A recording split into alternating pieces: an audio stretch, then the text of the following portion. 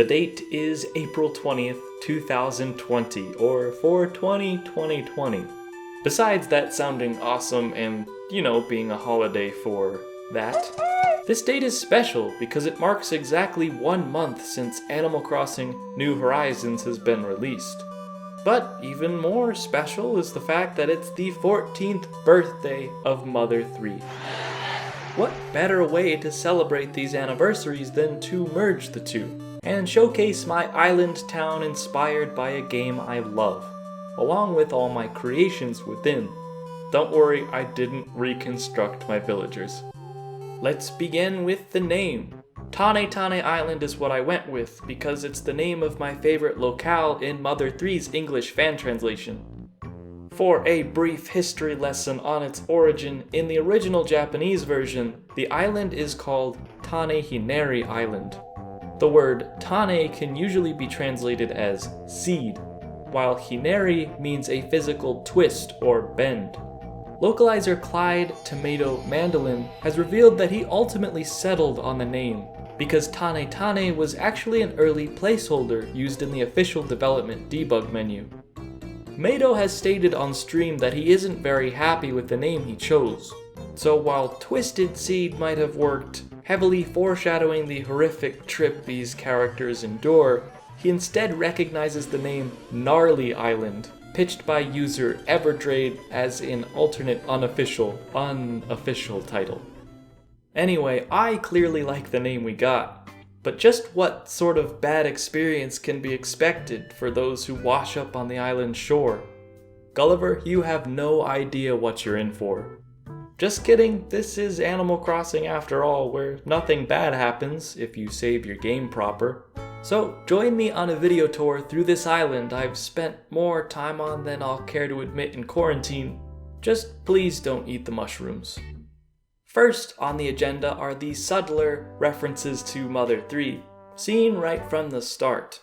The exterior of my house and its colors are based on the twins' house in Tazmily Village, with Klaus's shirt hanging out to dry on a simple clothesline. You got a problem with that? And if you're wondering what the boys' house is doing away from Tazmily on some isolated nowhere island, you can just consider it a hallucination. Though even if it isn't real, on the inside there's a spinning wheel for wool, a butter churn, this rocking chair, and a brick oven to replicate the fireplace from Flint's place. I've also got the cowboy dad's apparel hanging up near the window. The rest of this main room is loosely inspired. There's a saxophone in place of Flint's attack sounds from the game's signature music-based battles, and a mole cricket model as a stand-in for the first enemy faced. Lucas's shoes are at the foot of this bed too, placed like the one in Alex's log cabin I never used to realize was there. It's all thematically rustic like the exterior, featuring a sort of akin to the one in Tazmily's Central Square. Downstairs, instead of a creepy basement as is popular in the community, even though the game apparently encourages it, take a look at this security monitor wallpaper. I thought it'd be cool to have an underground train station. Tazmily's railway is the first major development we see when the village is modernized. After the 3-year time skip, your party can take a train to and from the factory area, but not before having trekked the tracks on foot. It's all a big part of Mother 3's world, and if you've watched my last video, you'll know the importance runs even deeper than you'd initially expect.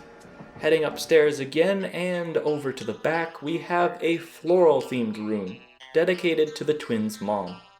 Hanawa's favorite flowers are sunflowers and gerberas, but they aren't plantable in Animal Crossing, and I don't have the furniture item, so the best I could achieve were yellow lilies and cosmos from outside. Hanging near the old sewing machine is a representation of the boys' outfits with these energetic sweaters. And while Lucas's more traditional stripes are being ironed, a pet food bowl is filled and left out for Boney, who chased in that stink bug earlier. It looks like it has something important to say, so I'm keeping it here. That's about it for game references in the house, but I may as well show off what I'm working on.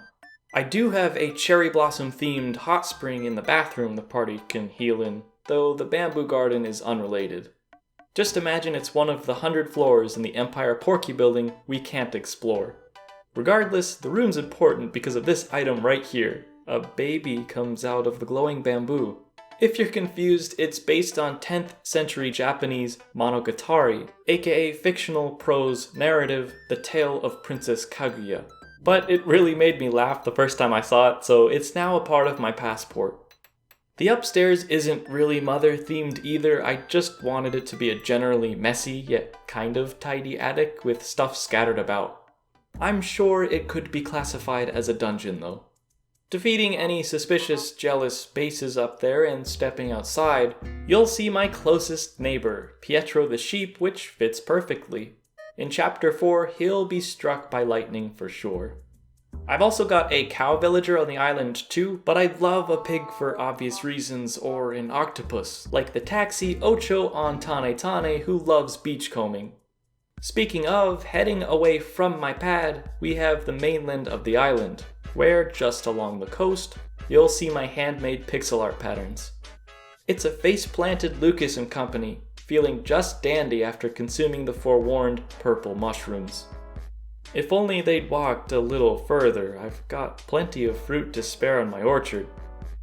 Seen with the main cast though is the zombie shroom the party hallucinates as Lucas's father, and the sleeping snake they all imagine to be an umbrella.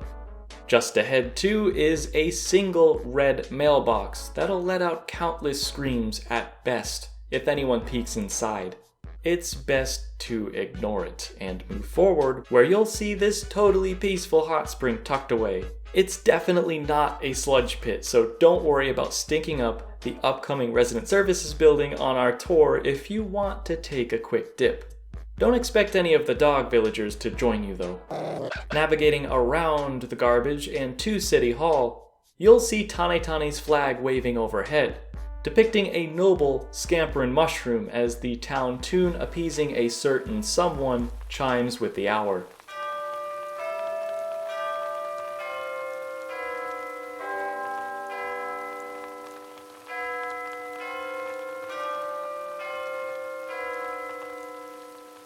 Sing it, Isabel!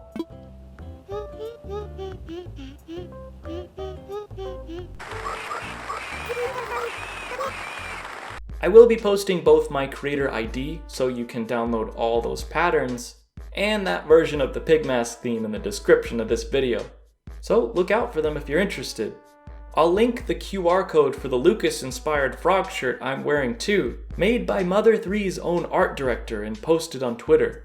In closing out the tour though, the last thing I wanted to show off before leaving you all today is the start of a cemetery, made up of stone tablet and zenstone graves so far that hopefully don't come to life at night.